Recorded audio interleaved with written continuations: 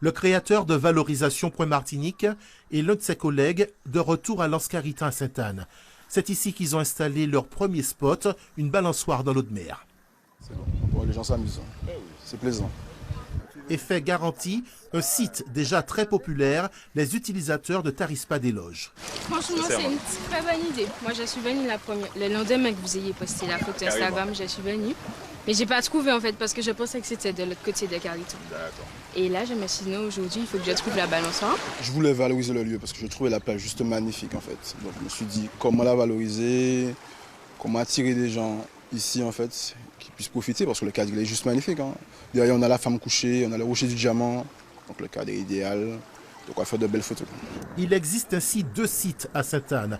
L'autre, c'est à Lens-Michel, un nid d'oiseau géant, très prisé lui aussi, à l'instar de ce photographe en pleine séance de shooting.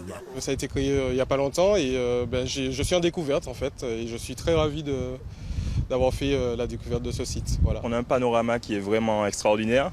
Donc c'est vrai qu'on n'a pas forcément cette visibilité quand on vient. On vient sur la plage, on ne vient pas en hauteur. Et là, on a la chance d'avoir des kitesurf vraiment tout le temps.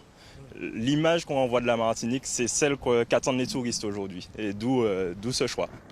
Ces spots ont été installés sans aucune autorisation, mais des contacts sont établis avec les municipalités selon le site. De plus, les animateurs de Valorisation Martinique inspectent ces spots régulièrement pour des raisons de sécurité. Donc aujourd'hui, on fait en sorte que vraiment tous nos aménagements soient sécurisés au maximum, d'où aussi les panneaux qu'on met dès l'entrée, donc pour que personne ne prenne de risques.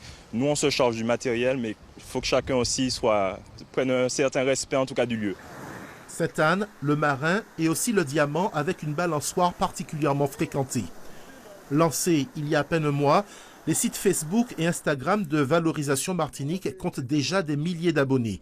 D'autres spots sont à l'étude ailleurs que dans le sud, avec toujours ce même objectif, multiplier et diffuser des images de notre île partout à l'international.